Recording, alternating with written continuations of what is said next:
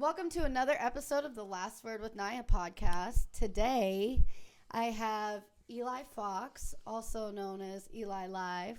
Welcome. What's up? Yes. What's up? Yes, so normally you guys, he's always behind the camera. This time he's in front of it. Trying a little something different, you know. It's as a filmmaker, as someone who works with cameras, I feel like you have to really know your angles all the way around, you know, like me doing this type of thing helps me be a better filmmaker actually. Yeah. So yeah, well, there's nothing like watching yourself on film to like inspire you to do better. Mm-hmm. And Hey. see things that you can change and improve upon, or what, even watching others do it and being like, I see that, but you know what if you did it like this, I could tweak it and do it my own way and make it better. So yeah, Most definitely. I definitely think there's like, it definitely it's bold to put your work out, but it's like there's always something to change. Like it's everlastingly changed. Like for example, I see something in my work I put out and I instantly want to change it. But it's okay because I think that's part of the process of growth. Like yeah, I don't know. That's kind of how I see like my work growing. Really, is like seeing something that could be changed and then be like, okay, we can change that for next time. yeah. I think more people should recognize that's the biggest thing, is watching yourself, hearing others, being able to look at that perception and seeing things that can be changed for the better, and trying to be the best version of yourself. And encourage others to be as well. Like, hey, I love your energy. I would love to capture this on film.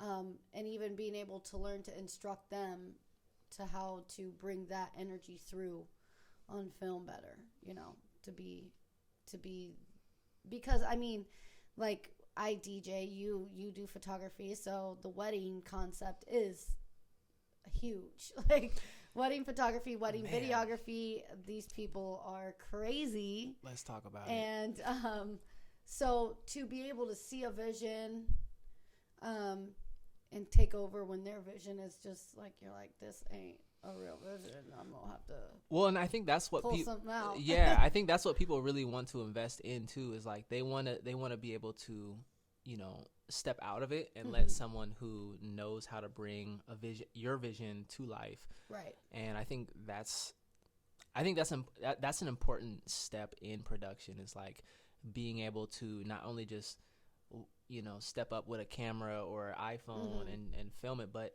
it's like, how are you really telling your story in the best way possible, Right. Whether it be a wedding or a narrative film or a commercial, like whatever you want, like it's all relatively the same. So yeah, I think a lot of people think they have a vision until you sit down with a pen and paper and you tell them to describe it to you. Okay, what do you see?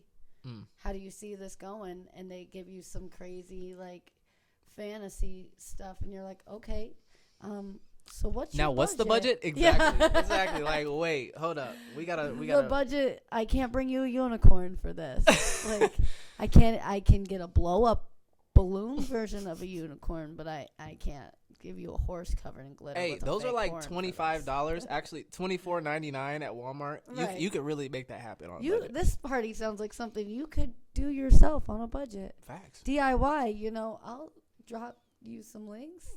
hey, anything works. Yeah, I think one of my questions is definitely like, how do you set yourself apart in this like world where everybody thinks that they can be a photographer, everybody thinks that their content is quality. How do you set yourself apart and make your mark in a way that sets you, like, when you see it, that's Eli Fox. That's an Eli Live production when you see it. Yeah, I mean, it really comes down to like coming back to the story and the types of shots I like to get, because they all kind of coincide together. Like if you're telling a story and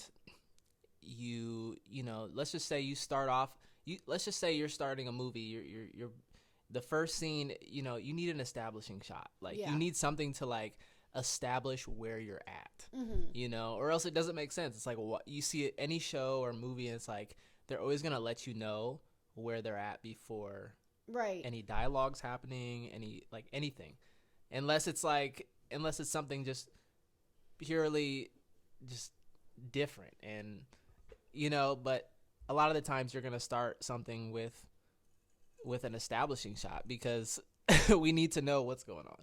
Yeah. So I think that's like so telling a proper story. yeah, like, and for my films, you know, it really comes down to like not only just moving shots but also still shots. Like still shots always tell, you know, just as much of a powerful image as something that's moving across the screen or the screen's actually moving, Yeah. if that makes sense. But Well, your candid work is great.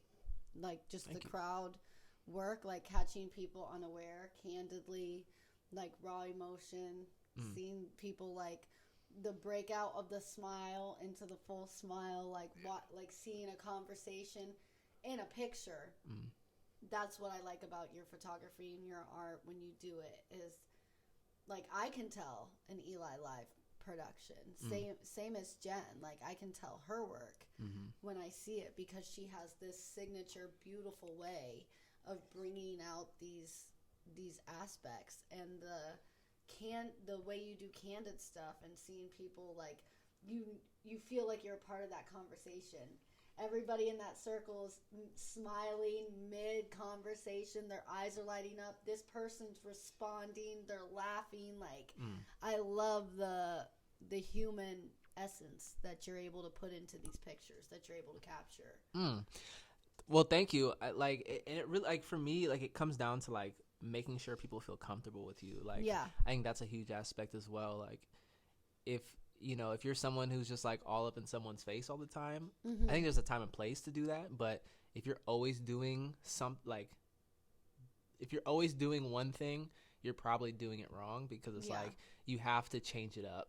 Like, you know, like you have to, sometimes it's good to go up in people's faces and get their natural reaction. And sometimes it's good to get that, you know, step back, zoom Distant, shot. Yeah. Like just depending on what the situation is. Yeah, I think also, I mean, just regularly, I'm a people watcher. Like when I go do things, like sitting there just watching people. You'll see some interesting you things. see the craziest stuff. And it's like when people don't know they're being watched, you get the most genuine shit, you know? Like you can get pictures of people in the background just like hating hardcore. And you catch them in a moment where you're like, oh, they have beef with That's somebody how you in this feel. building. Okay. Like they have beef with somebody. I see you. I see. They how got you some feel. energy, and then you catch somebody else, and you're like, "Oh, okay, I see." Like you can, like I said, you tell whole stories with these pictures, and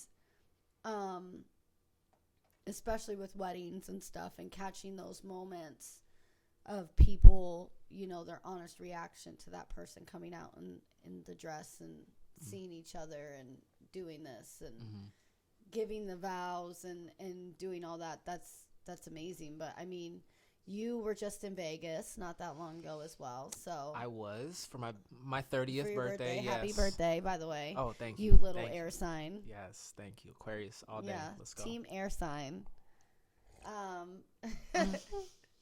Yeah, so I mean, and then you've been out in Phoenix and doing these like shoots and just traveling and getting more like just raw footage. I think that's amazing. Like, and you and EP, when you went to New York and just got some of this raw footage, is awesome. Like I think that's what people are missing with all this AI overly perfected art that they're trying to put out, that like I can't even give these people credit for it because a computer did this. This isn't your art. This would be more impressive if it was a real model. Now, and a real photographer. I gotta that say though, this. there is a lot of creativity in AI, because a lot of it, like for instance, a green screen. Yeah. People have to like generally have to see that vision and be like, hey, we want a city in the back with a car in front of it. We need the lights coming onto the car. You know, like there's Right. different technique with AI and like how it's evolving into the film world. A lot of it, yes, it's like taking over certain people's positions and jobs, which I don't like.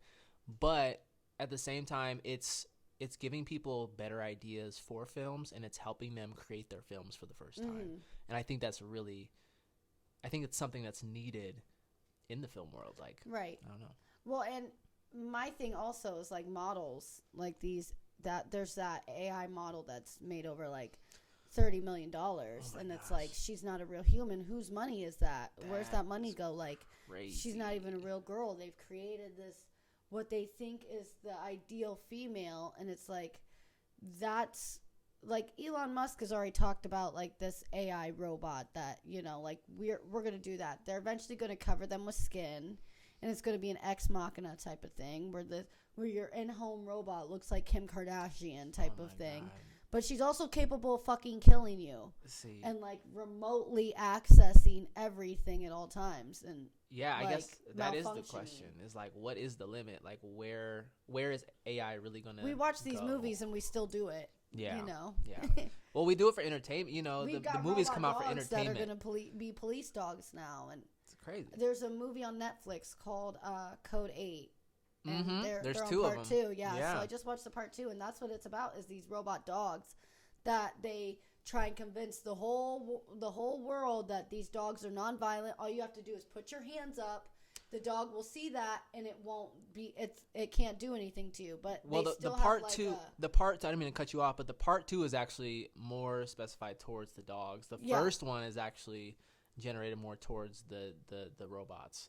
The SWAT robots. But yeah, the second with the dogs, it's like, and then they get footage of these dogs like literally having a neutralizing, like, killing agent, even if you put your hands up, that they're still going to kill you. And it's like, and it when I watched it, I was like, it resonated obviously for, I think, being black and them telling you, well, just put your hands up.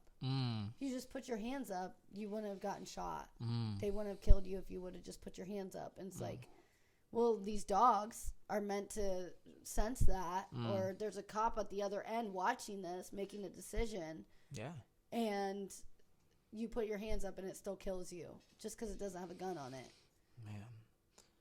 You know. Man. I think that's like the way AI is going. We're gonna, you know, it's inevitable. We're gonna fuck around and find out. Because why not? For real. Why not? We have the ability to. Because wouldn't you, if you were, the way we talk about alien races and like genetic, the way we do genetic like engineering and stuff now, and like on a previous podcast with Bozzy talking about like the Anunnaki and alien genetic experiments to create us. It's like, if you were, we would do that same shit if we were capable of it. So it's like, why wouldn't we do this? Why wouldn't they do this? Like, we're doing the same thing. We're like, we want our lives to be easier. We're going to just keep making people weaker and weaker.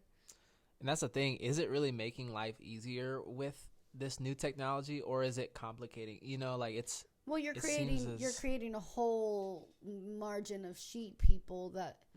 Who was it? I think it was South Park that just did an episode like this where they made fun of like how nobody knows how to do anything.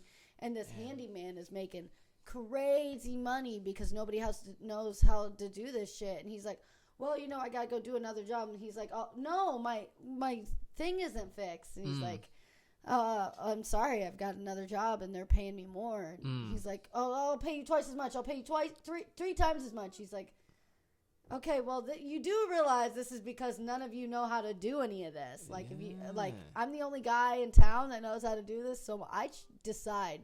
Like, well, and that's what that's gonna be. I was just watching a video with Dr. Umar, and you know, shout out to him for all his wisdom and knowledge. But it's like, you know, a lot of the schooling even nowadays, like, you know, they want you to go and be the lawyer, be the doctor and all this stuff. But it's like, at what point are these positions going to be replaced with robots? And when are you, why aren't we teaching like how to go back into the trades, you know, like the natural trades where robots can't you know, that Well, that's it the takes point, a human right? mind to do this type of That's thing. the point. Not dissing any type of professional that Yeah. that is in, you know, in one of those, like, Well, there's by a all reason, means. right? Like, they pay you. That's what the minimum wage is. They pay you to forget your dreams. How much an hour do we have to pay you to not follow what you want to do?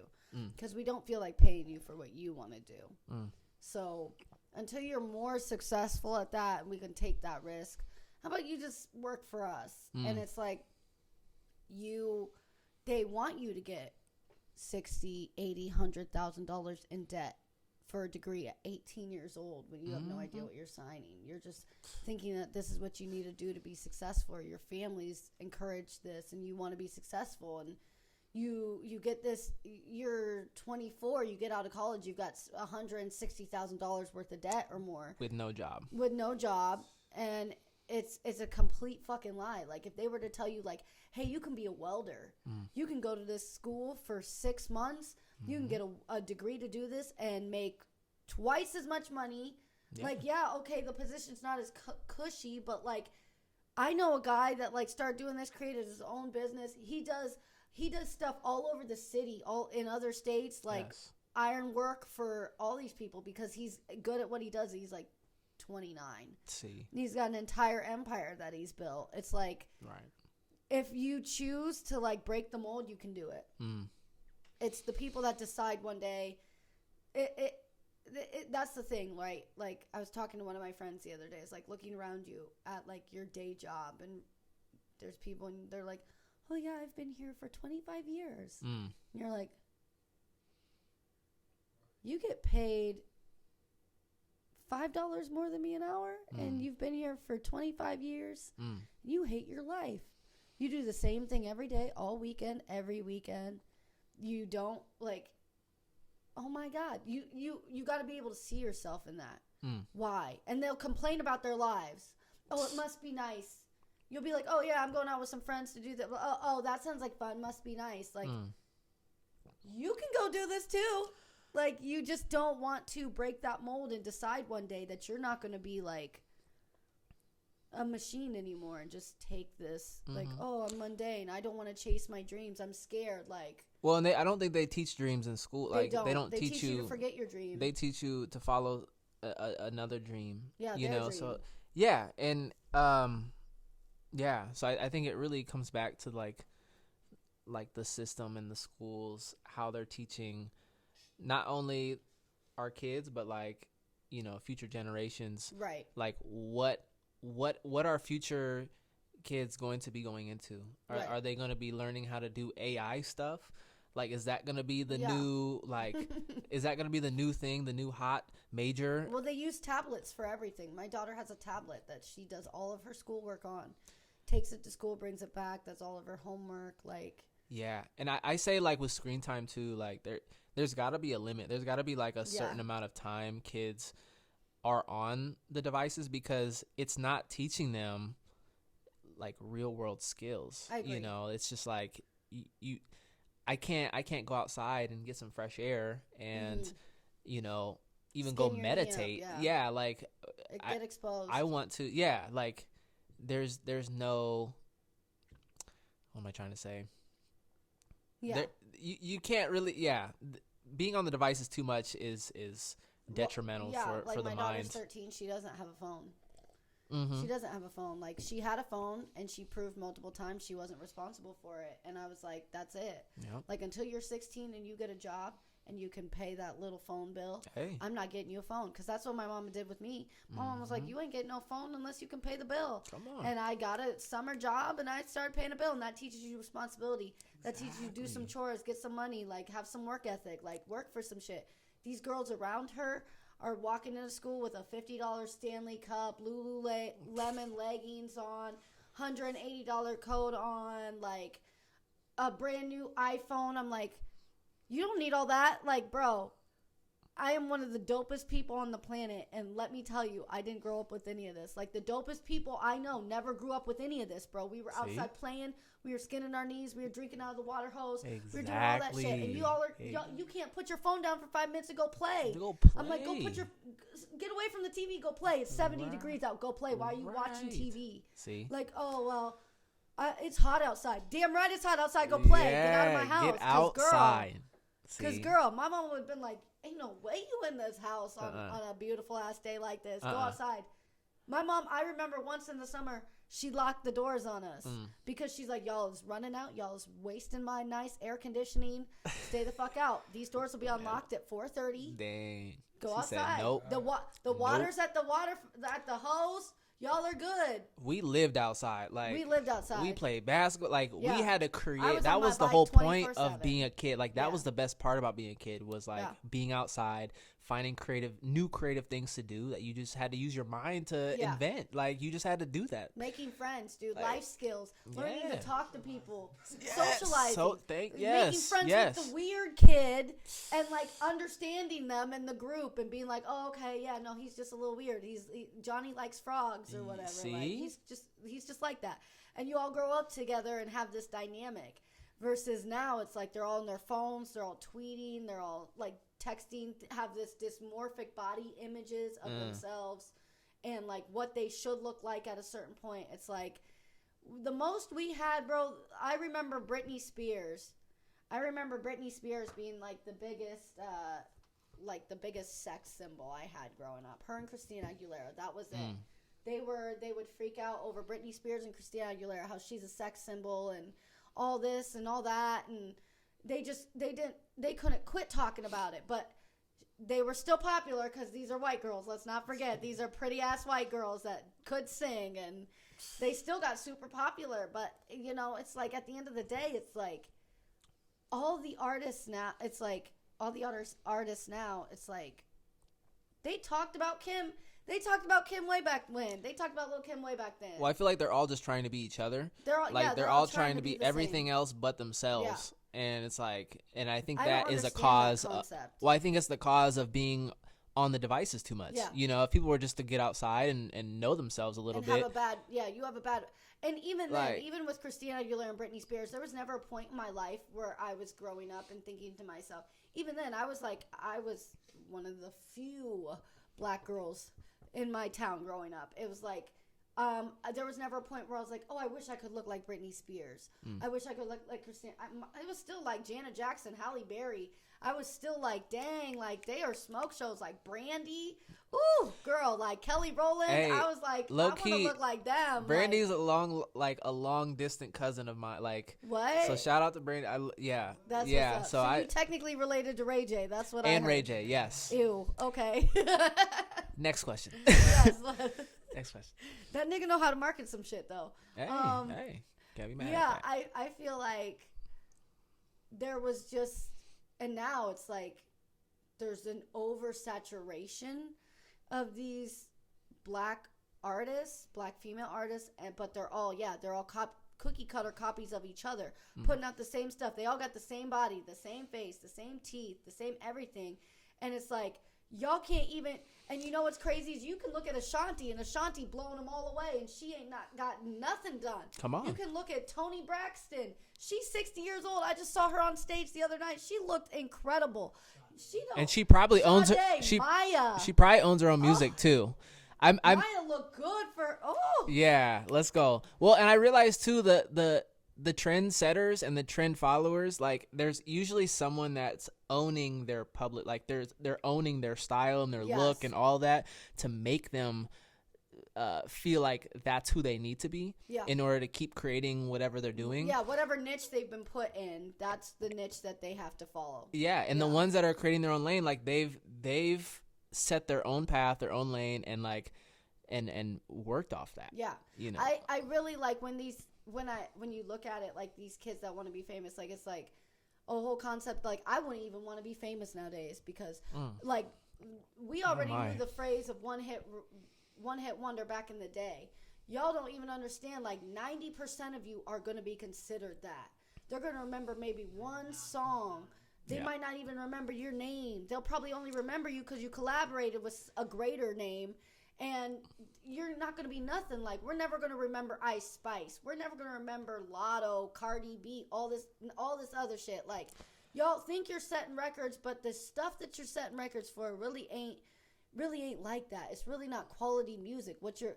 It's y'all remember that movie, They Cloned Tyrone on Netflix. Oh man, yeah. And how these songs that they were putting out were made to kind of put you in this mindset, and like the music was like its own character actually. Like, yeah, I felt like the music was its own character. Like it put you in its own mindset to forget that you was on to their shit. That chicken too, they was poisoning the food for them. Ooh. And they was all eating at that chicken place, getting poisoned, going along with this mindset. Even if they started to get onto it, they'd forget it.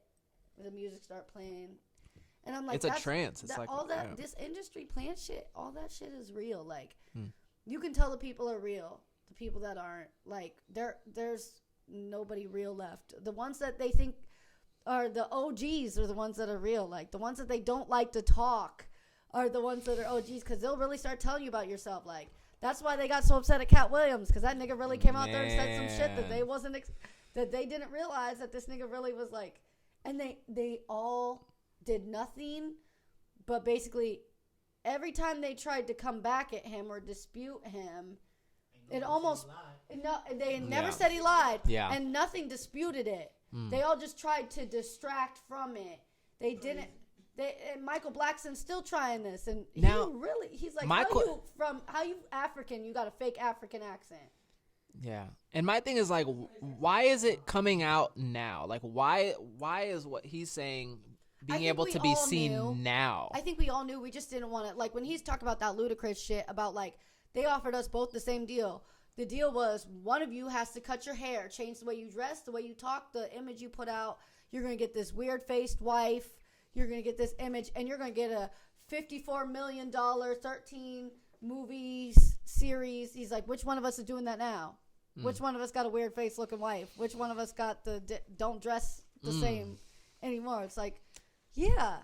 And it's crazy to see folks like this, you know, having this information for so long and being able to just now speak on it. Like, what was that he was able to just now, like, was he's held captive? I think he's the only one that isn't controlled by anybody. I was talking about this last night of like Dave Chappelle. He's got that freedom that we don't even understand. Like that shit where Dave Chappelle left all that money behind. He left that millions of dollars behind because they were going to take his shit and warp it. And he walked away from it all, went to Africa, reset himself, came back, and it was whispers. I saw Dave Chappelle come to Ames in like 2018 when it was whispers of him being back and starting to do shit. He came through Ames. He's on his way to Chicago. He was in Des Moines a couple of years ago. Yeah. Like we went to go see him. Yeah. I saw him in Ames, and that was that shit where he just pop up at places and just see what the atmosphere was like. He came in there. He got a standing ovation. He killed that shit. He went to Chicago the next night, and then maybe a year or so later, he announced that, like, hey, he's going to be coming back. Yeah. I think one of the realest things he ever said was like, hey, you know, like, I decided if I couldn't lose it all and gain it all back, I didn't deserve it in the first place. Not only did he gain it all back, he gained it back tenfold, and he's going down in history as being the GOAT. Yeah. One of the greatest comedians to ever do it in human history. Yeah. No matter the shit they say about Dave Chappelle being like transphobic or Dave Chappelle don't like gays or whatever. Dave Chappelle has never said any of that shit. He's actually talked about how one of his best friends was a gay was like that lesbian woman who ended up killing herself because she was bullied by people that hated him for trying to stand up for him. Facts. Yeah. No, facts. Dave Chappelle's the truth, and he comes from a prominent black family in Ohio. Like his dad, his whole family is prominent, like leaders up there. Like he don't really have to do nothing. He hang out in Ohio and pop out. Is he from Cleveland? This might be a dumb question, but is he from Cleveland? Springs. Yellow Springs, okay. Ohio. Okay. Yep. Because they have a hot spring that runs through there, and I remember David Letterman went out with him into Ohio, and he brought him to the spring, and he's like, you know, it's tradition that you drink from this spring. And so David Letterman like drank from the spring, and he's like, it tastes kind of like sulfur. He's like, it is, you know, it's a hot spring. He's like, but this is where we get our energy from, like, and really, like, geologically, just like Yellowstone, if anybody knows anything about ley lines in the planet and the way the planet operates with energy spots, like the fact that he was created out of an area that has that type of energy and comes from a place where black people have overcome in that area and become prominent people in Ohio. That's important. Yeah. That energy is there. That like I love Dave Chappelle. I love that he literally overcame everything that, and they can't tell him nothing. And Cat Williams is the same way. Nobody owns him. That's why he can come out on Shannon Sharp and sit there and say that, go on Joe Rogan's podcast like he did 3 days ago. Oh yeah. And say it all, because tell me I'm wrong. Show me I'm wrong. Right. Tell me I haven't seen this myself and watched you guys do this, seen it, been around. Well, I like how I really love how Cat Williams breaks down his perspective, because there's like a perspective that everyone hears and then runs with, but I feel like Cat Williams, he goes a step deeper into his explanation as to why he did or did not do something. Yeah, and that's why I really respect him. He's an intellectual. I think that's doubted. Yeah, that's one reason I liked him on the Joe Rogan podcast recently. Because he did Shannon Sharp, and to me that was him wilding out. To me that was a warning shot. That was just Cat on his shit on a day. Like, you could tell by the way that nigga was rubbing his legs before he'd say some shit. He'd be like, okay, I'm about to let some shit out. Like, yeah, he was ready. He was ready for that one. For him, and I knew if Joe was smart, he was gonna get in touch, and they did. And I was like, I love how fast they made that connection. It's probably less than a month. He had Cat Williams on like last week, and yeah, I liked watching that, because it's that intellectual side of Cat Williams that we don't get to see. Right. And I love, we see the jokes, we see the comebacks, we see him like go at people, but you don't get to see him talk about the why and be like, no, let me really tell you the real reasons of this shit. And I liked that. Or even just like, I love when melanated people can talk about space. Yeah. That shit is dope. Yeah. I love that. Yeah. Because it's not something that we usually talk about. Yeah, he was talking about aliens and all that.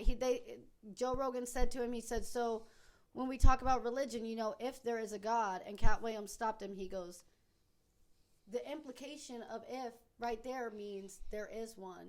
He goes, if you read the ancient Hebrew text, he said, if you go back to ancient Egyptian texts, Thoth, the ibis-headed God, the God of wisdom and knowledge. Yep. He talks right. He says that God, thy name is self.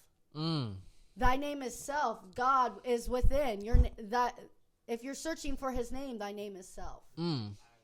I am. My name is I am.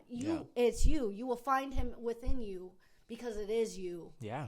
The name is self, and like that's why when you like, they've got the Egyptians all fucked up when they do this mainstream Egyptology with like, why do you think that they created the tombs the way they did with their image on shit? Like, they believed in the 3 parts of the soul. They believed in, they had these little versions of them called Ushaptis. And those were like little offerings. These little Ushaptis went into the life with them, and they were their little servants. But they had your face. They put their face on everything, because that's how you were remembered. You, the name is you. You're God. That's why the pharaohs in Egypt and in a lot of these civilizations they declared themselves as gods. Yeah. Because they're like, I already know some shit that y'all don't know. Just the next level. And the common man can find God within himself. Why do you think that the early Catholics and the Christians made sure that the common people couldn't read the Bible? It was a sin to read the Bible. You had to go to your priest to read it to you, because you were too dumb to understand what they were saying. You needed somebody to translate this and to tell you what to do. No, here it says you need to give us more of your money. Here it says that you need to do this more. You're sinning. In fact, it says, actually, you just talk shit about the king, so we're going to kill you because you might be a threat to us because you talking that shit. You saying some real shit, and we don't want nobody to follow you. So we're going to wipe you out. Have you seen that movie, the Book of Clarence? We talked about it a different time. With Lake Stanfield? Yeah. I need to see it. Yeah, I haven't seen it yet. It's so good. I love it. I think it's perfect. Like, because he figures it out. Thy name is self. Like, he figures it out that he starts out masquerading as the Messiah. Like, I can do these little tricks. This nigga ain't really real. I can do these little tricks and pretend and make this shit happen. So he's got his buddies behind him. He's doing it. They think he's really doing this. And then when it comes to the point where he really needs to prove himself and walk on water, he knows he's going to sink. He goes to step through and he don't sink. And he realizes, like, oh shit, I might really have I'm the one. I might have really figured something out. And the wild part about it the whole time is the real Jesus is watching him. And he don't even know. He don't see him. But he's just in the crowd really watching him pretend, and then watching him believe that he is him. And he's on the cross at the end, dying next to a guy that's an imposter Jesus. The white man that they dressed up. Ooh, talk about it. And that white man's on the cross cursing these people. Talk about how dare you? Man. I'm above you. And he's back there dying on the cross, forgiving them. As a black man on the cross. And I'm like, he went off with this movie? Yeah. Like, I don't care what the Rotten Tomatoes says. Like, as a black person, if you watch The Book of Clarence, that shit hits hard. And you're like, okay. Well, you probably see a trend on Rotten Tomato with all the melanated movies probably having low ratings, because there's certain people behind that maybe don't look like they don't us. get it. They don't like, understand. Why did you fuck this story of Jesus up?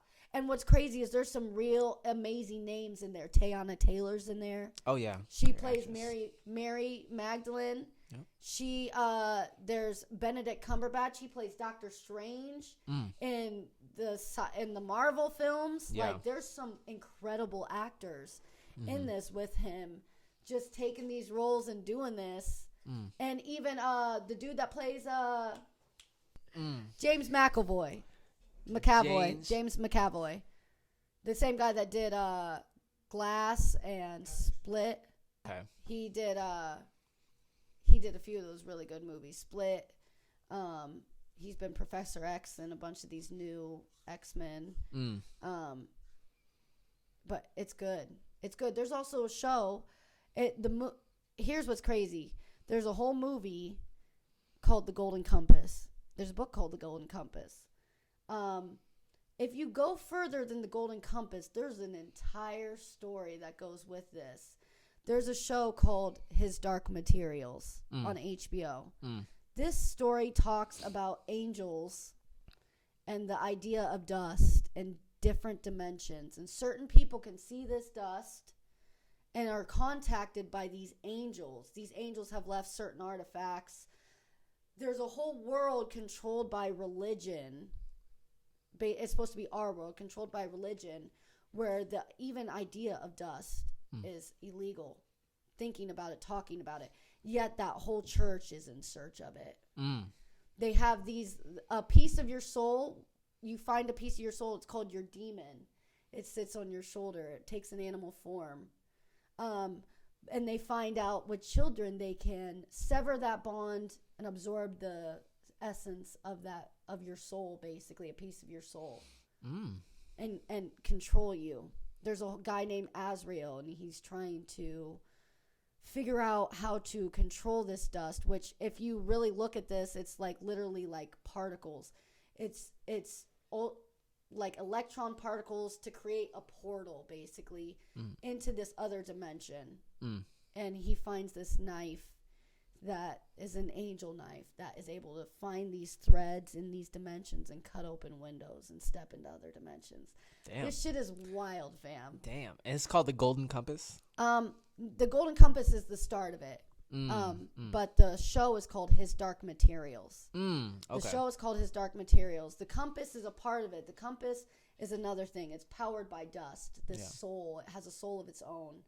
And only somebody that is in tune with it, that their soul is on point, is going to be able to read this compass. It's going to point you in these directions. So and these angels, these beings, it really does end up being these angels that have revolted against, like, God isn't there anymore. He hasn't been there for a while. Metatron, the creator, which he is a real angel that is mentioned in the Bible. He is the creator of the planet and of the idea of human beings. He's credited with that. If you go to the Greeks, that's Prometheus, the creator of the human body, and Hephaestus and shit. But they literally, like, straight up, like, Metatron's been running shit the whole time. And it's a whole thing where the angels aren't, like, the angels have chosen sides. Like, they want their realm back as well. It's insane. It's insane the weird shit that they throw into these shows. That mythology or like some real shit that they don't want to tell you is happening. Like, you, like, I've watched Neil deGrasse Tyson go on Joe Rogan and talk about the fact that they do know of other dimensions. They're working on ways to be able to access them. They're not quite able to do that. I know he was talking about them making contained black holes in space in these spaces and trying to figure out where it goes and think there's a black hole in the center of our universe pulling everything in. Like, they're trying their hardest to figure this shit out, and they're gonna fuck around and find out, obviously, the wrong way, because that's what human beings do. But it's like, we're not ready for that shit yet. We can't even accept each other based on skin color, much less, like, Bozzy and I were just talking about this today about, like, I work in an industry where I deal with a lot of people of a boomer generation, and it's like, they have a certain way of acting and talking, and especially if you're a person of color. And the way that America, like, if we would have all agreed to just be a melting pot, like he said, be a melting pot and that be it.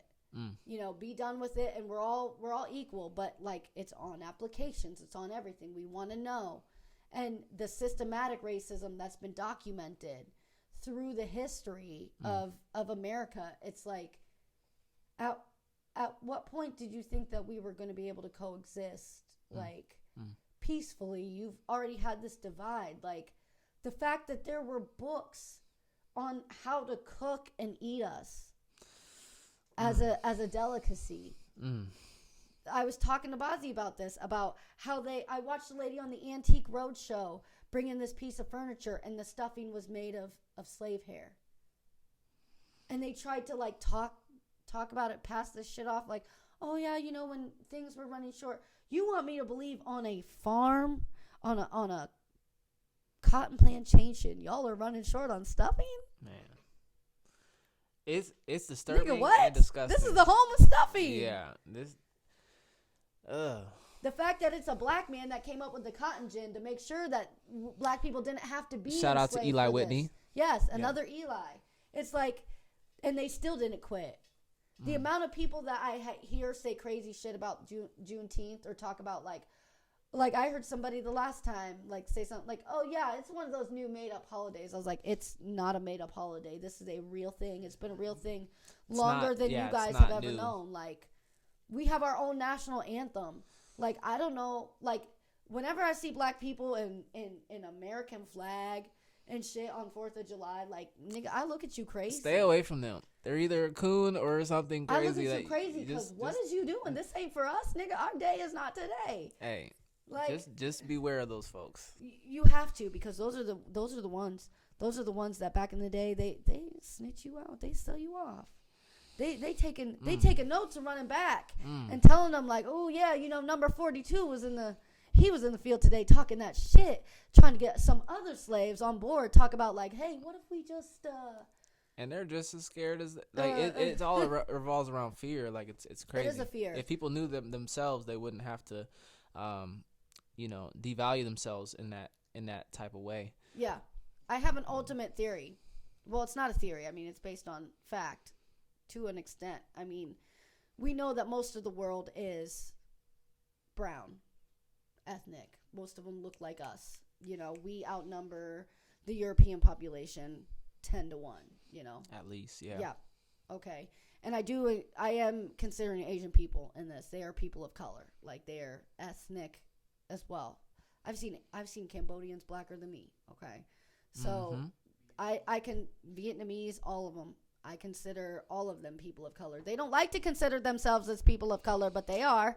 We got to work on the psychological part of it too, because it's they don't want to be a your problem. actual skin tone, but then it's your actual like psychology around it too. Like, and you can tell when you go to their countries, they have a whole thing about bleaching their skin and presenting as more white and changing themselves. But I mean, we know that, I mean, Persia alone ran most of the world for the Persians, Egyptians, Africa, India. They were running shit most of human history. So then you want me to believe out of nowhere, out of the darkness, this little tiny island like group came out and decided, oh, we're gonna run everybody. I have this whole theory. It's crazy. Y'all probably will chew me up for it, but I think that obviously brown people ran the world for most of human history. I think when we did encounter people that were Caucasian or white, we treated them as lessers because they weren't one of us, you know? Like, we enslaved most of the world. Like, Persia enslaved most of the known world, you know, clear through Greece. They conquered Greece multiple times. You know, Africa literally built most of the pyramids. If you go in, the Kushite Empire is what they were fighting against. Like, they built, if you go to Sudan, there's more pyramids in Sudan than anywhere else on the planet. Like, India, they have some of the most incredible structures. Like, and they had wars amongst themselves. Like, this shit is real. Like, brown people ran the world. And I think when we did encounter people that, you know, unfortunately, it was reverse racism. You know, I think we enslaved them. I think we treated them the way they treated us, type of thing. So then when they did catch these civilizations at their decline, at the end, when they finally had a little bit of something going, they had a little bit of firepower, they had a little bit of something, then they went in there and conquered something, and this is it, type of thing. Like, this is it. This is what we're doing. And they took advantage of everything, and they just held on from there. Like, because to me, there has to be an innate DNA fear to me, the way they have systematically oppressed black people over hundreds and hundreds of years. Right. It's insane. So there has to be an innate fear that you are scared of us, because you know that if you give us the chance, we will stamp you out. And we don't even have to do that. Like, if you play nice, we'll play nice. But if you give us the opportunity, we are physically superior. We're fashion. We are music. We are everything. Y'all wouldn't have none of this Elvis country music. Y'all can't talk about country music is yours when Beyonce stop it. Y'all wouldn't have no music except some folk shit if it wasn't for us. Some ham-boning Appalachian Christmas jingle bell shit if it wasn't for us. Lawrence Welk show. Waltz music, that's us. Like, you have it all. You have the fashion, you have it all because of us. All the trends, everything, the standard of beauty, all of it. They'll tell us it's ugly, and then they'll go do it. And it's beautiful. So it's like just the delusion these days with the whole race. It's like, you do realize the thing you're supposed to do is interbreed with each other. That's how you get better genetics. That's how you get better teeth, better DNA, better everything. That's how you evolve. If you want to evolve, you got to do it with those that are better than you. You can't just continue to procreate with those that are lesser or lower than you. Look at the UK and the way they are, like, they have their ears, like, their teeth are much worse. We have fluoride in our water, which that's not great, but yeah, there's all types of stuff in the water. But there are benefits to certain things that it's like you can just tell. They're also, you know, they have a history of the inbreeding situation. It was to keep it in the bloodline. The Egyptians figured it out really quick. You can't do that. Even if you do marry brother and sister, you give him mistresses, and the first boy born is claimed as a legitimate heir, and you go from there. And the wife just deals with it, because you can't have no kids with her, because they're going to end up off, you know, They figured it out real quick that you couldn't inbreed like that. Doesn't work. It doesn't work. Don't try it at home, okay? Don't do it. Please. It's not going to work. And that's like the Hapsfields. Like if you look at the British royalty, all of the UK royalty was built off the Habsburg dynasty. That's where it all comes from. And they all have a distinctive chin that comes out, and they passed it along for hundreds of years. They just inbred and inbred and inbred. They would marry cousins to cousins. The Queen Elizabeth, rest in peace, she was married to her fifth cousin, Prince Charles, Prince Philip, actually. Prince Philip was he had to give up his own titles and be like his royal majesty, and they were cousins because you got to keep it in the bloodline. Even Princess Diana, they tried to make it seem like she was a random chick. She's of noble birth. She came from like a whole family there that like is a royal family that's been doing this shit forever. It's crazy. I actually played a small tiny role. But I actually played, his name was Dowdy, who was the secret lover of they look good, y'all. Princess Diana. If you haven't yet, it's. I saw it. He looks amazing. so fucking dapper. I'm like, yo, look at this Bridgerton ass shit though. But how did we get started, Eli? I mean, I remember we met each other. Was it at a safe space event? Was it? I was doing interviews. They didn't have remember, because they didn't have nothing of their own figured out. I propositioned them to say, hey, I'm trying to get better at live interviewing and doing this because that's what it was. I'd seen you at the Mud Diamond event. Yeah, and I was doing interviews with Abu and Midwest. You guys had that like locked in. We like had that locked in. That looked professional. That looked good, but I did realize to myself, like, I was like, I'm nervous. I'm nervous walking up to somebody and being like, hey, do you want to, So live, I was like, I need to work on this, and so then that's why I reached out to that person. And I was like, hey, I see you're doing this, because they had invited me to it anyways, and I was like, okay. Yeah, I'll come through. What if I come through and I do some interviews with, like, the artists and you guys? And they were like, that's great. Was that your first time at that venue? at that venue? No. No. Wait, yes, it was. Yes. What'd you think of it? Like, the space? I give it dive bar vibes, because that's what it is. Nothing but. It tries, but, and there's nothing wrong with a good dive. Sorry, excuse me. There's nothing wrong with a good dive bar. That's the vibes it gives me. And I feel like I've been in that space for something else previously, or maybe after. I don't know. All the artists were great. And I showed up with my notebook, with my notebook and on my phone. I had it in my phone. Each artist, like I said, like, I've seen this shit done. And when I lived in LA and all this, like, how you do this stuff real quick. Where'd you live in LA? Yeah, for a little while. I lived in Culver City. So you lived in Culver City? Yeah. Like, okay, because West Hollywood, yeah. Wait, Culver City? That's over in West Hollywood. Interesting. Yeah. Because I thought I thought Culver City is like below Venice Beach. No, it's kind of in West Hollywood. It's considered West Hollywood. Interesting, Culver City.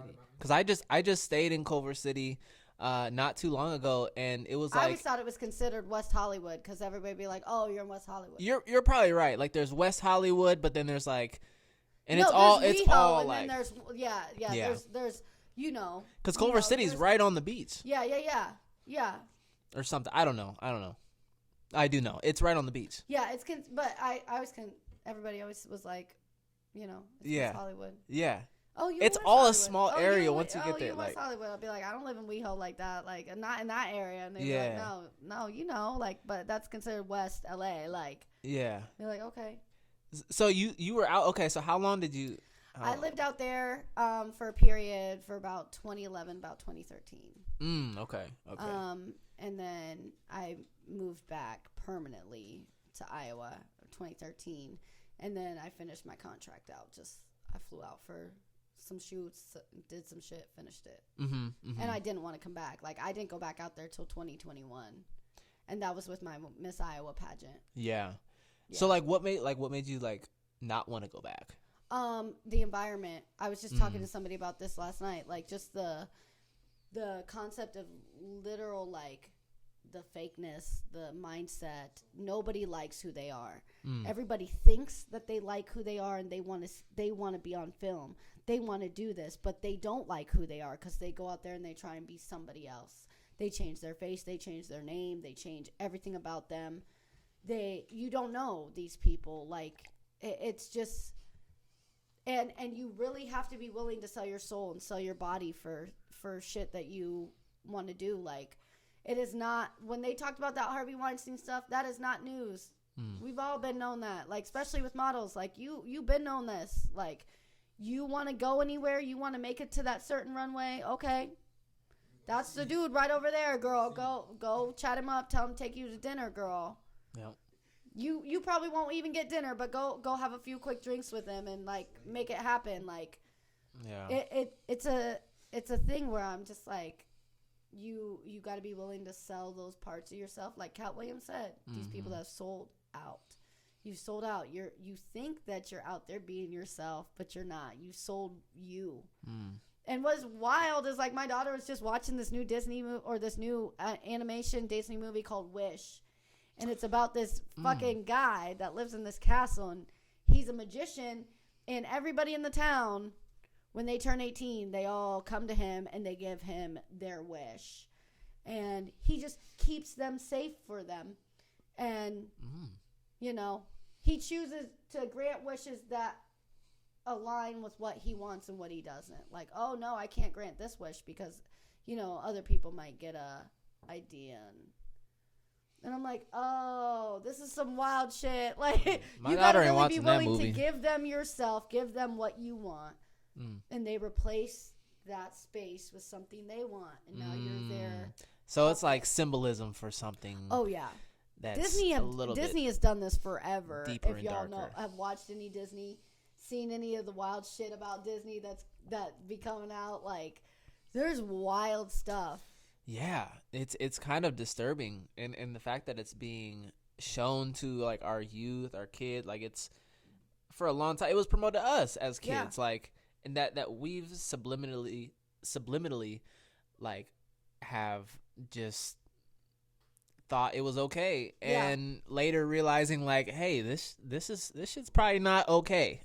This shit's probably not okay. Yeah, it's a whole thing that Disney does when they do it. It's like they do this weird thing with the parents, like, where they want the child to reject the parents and everything the parents want them to do, and just rebel, go find yourself and be a princess and find your power. And but when things get rough, when you find out there's actual villains, and that's what's the most insane thing. They do the same thing with Greek mythology. The villain is never the villain's usually the hero. The villain is that hero, the person that went up there and bothered Medusa and cut her head off for no reason after she'd been raped by this god, called out to Athena, a female god, to protect her, save her, and she let it happen and then punished her for it. Turned her into a monster so no man may look upon you. Dang. Women are safe from you, but men can't look upon you. And it's like, but you turn Perseus into the hero, the man that slays the monster Medusa. And it's like, no, tell her story. Tell the real story of the real heroes. Yeah. Everybody they try to make a villain. Let's find out what made him a villain. Let's find out this villain origin story and see just how much they really are a villain. Or did you push them to the point that they had no other point? And then you started the story from that point. Yeah, and then you start from, and another movie that just came out on Netflix, it's called Damsel. It has the girl from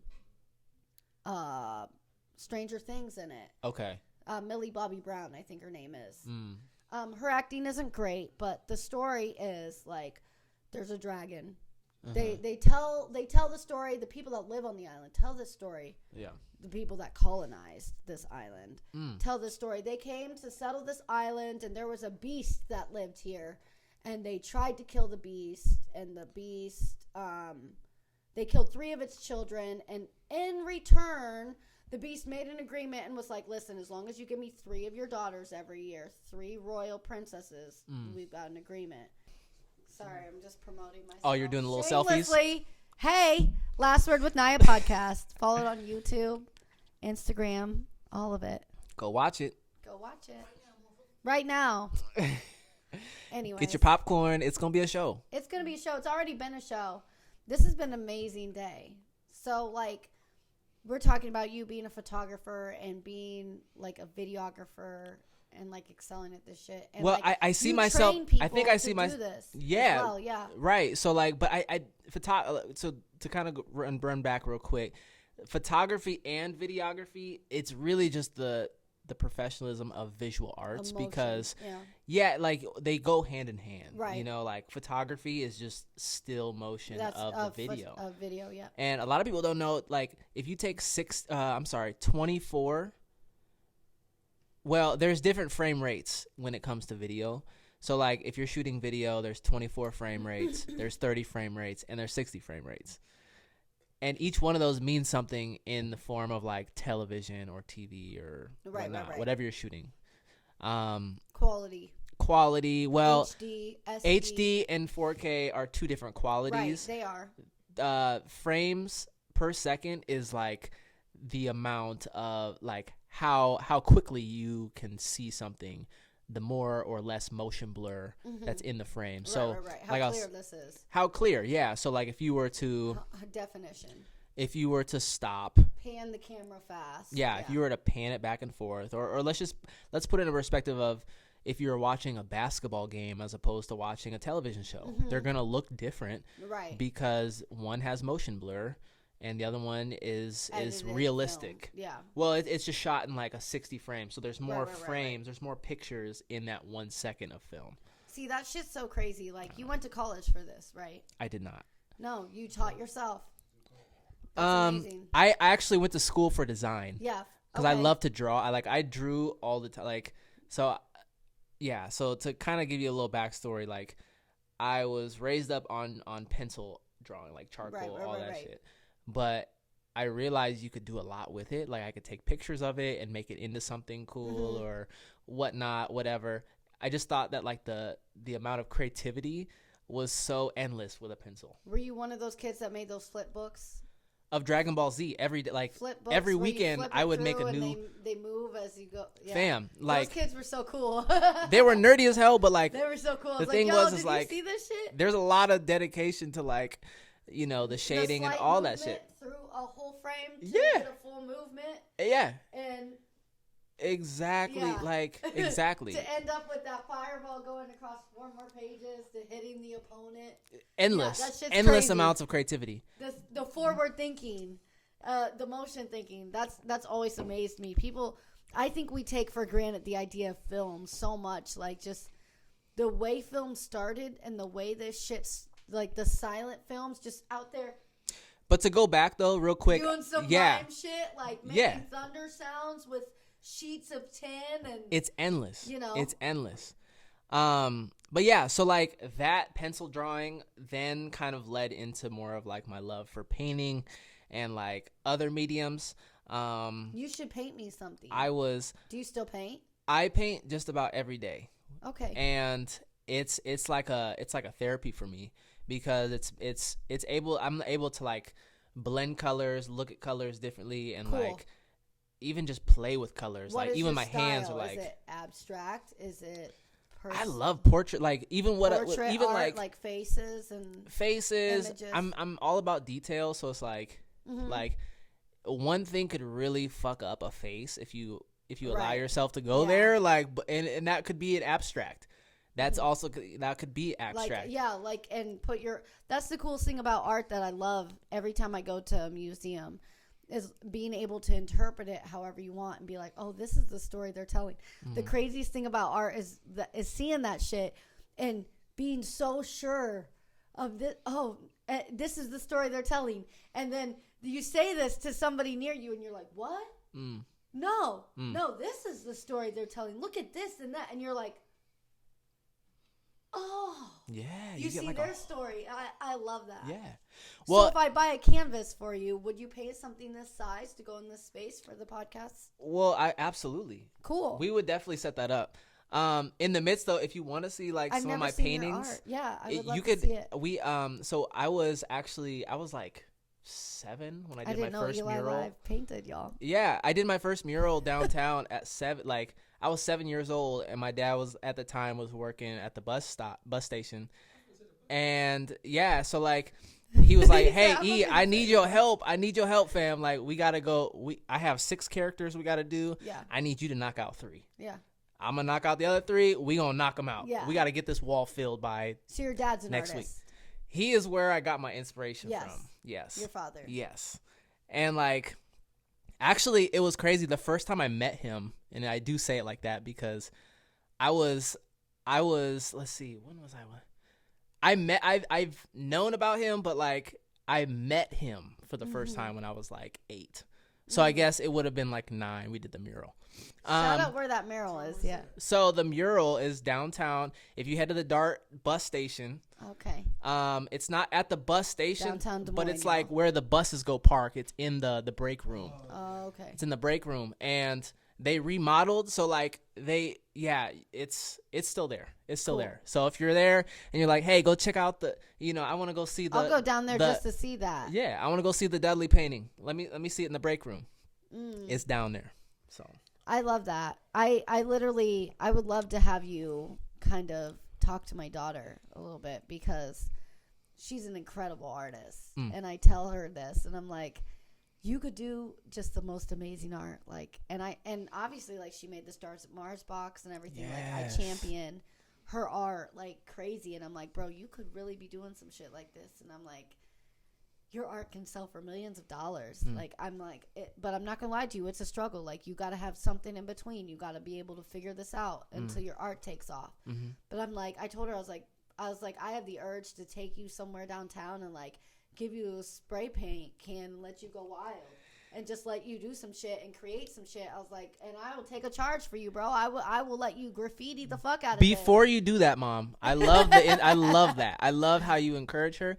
Make sure before you go and tag something, just go make sure it's on like a piece of property. If it's on a building, make sure you know the person. Right. I was gonna say, I'm not like just gonna go realistically, do it anywhere. I would. Like, I love to see my artistic taggers like tagging shit. Like I love that. Yeah. Go all day and just tag some shit because like I love that culture. We'll start small. Love the energy somewhere. in there. Yeah. But it's like.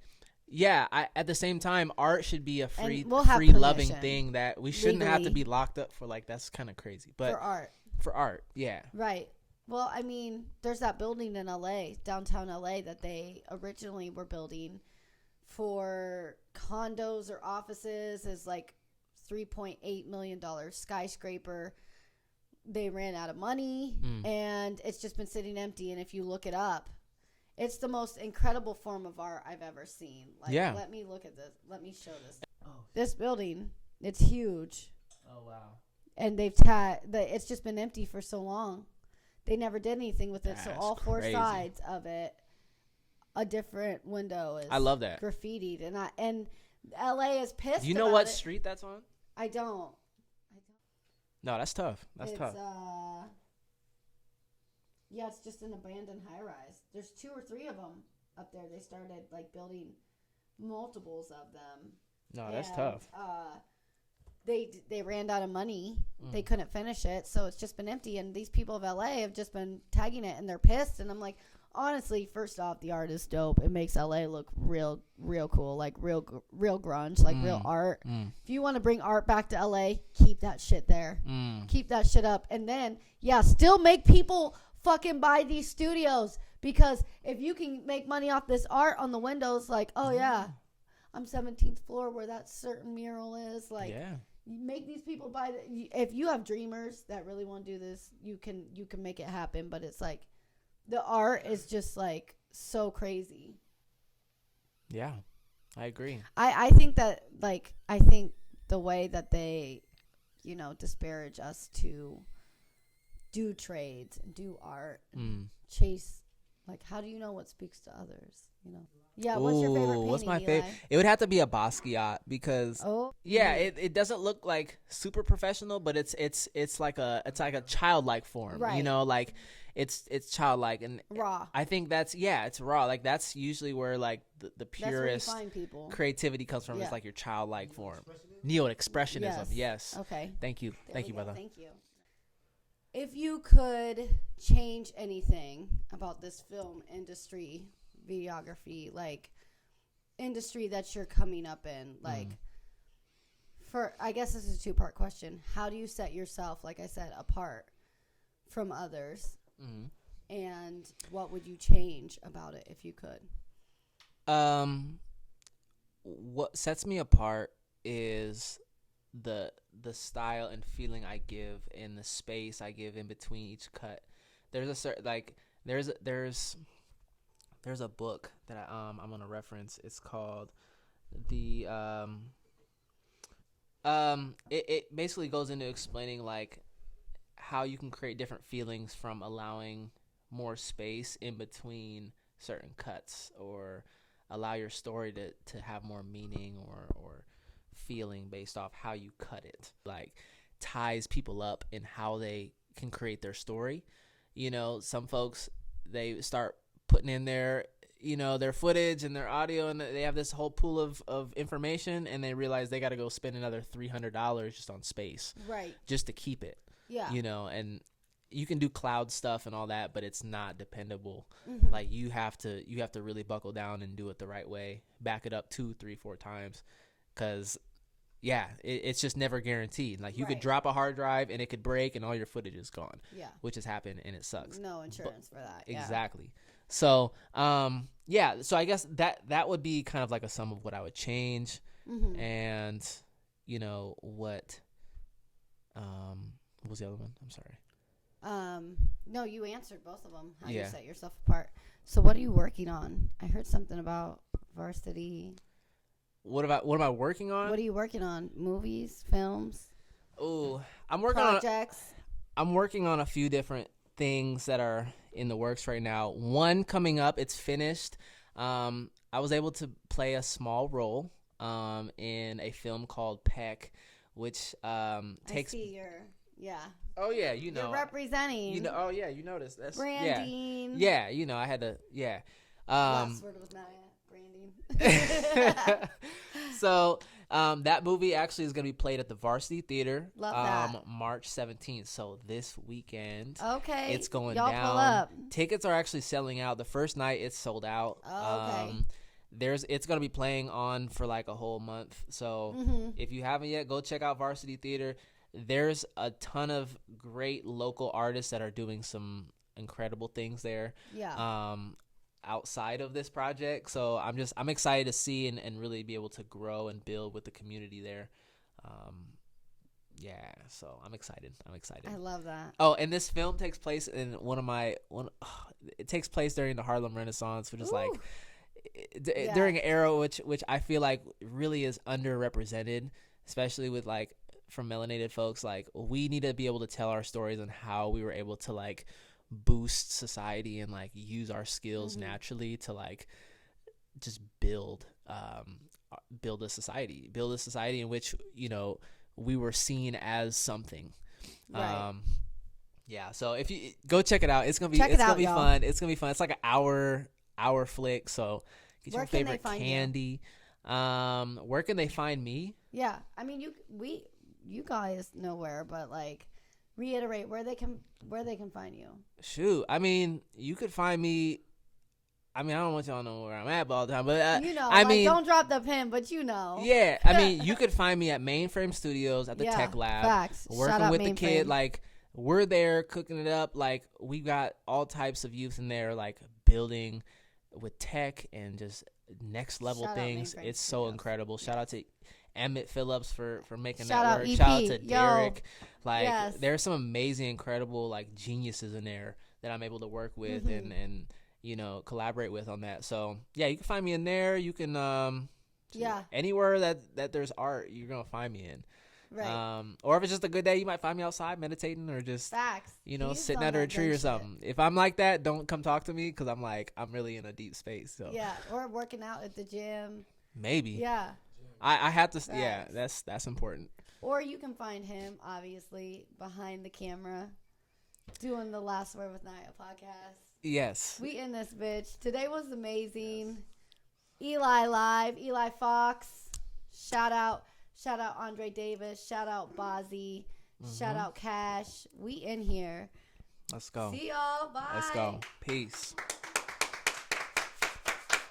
Let's go. Yeah. Let's go. Let's go.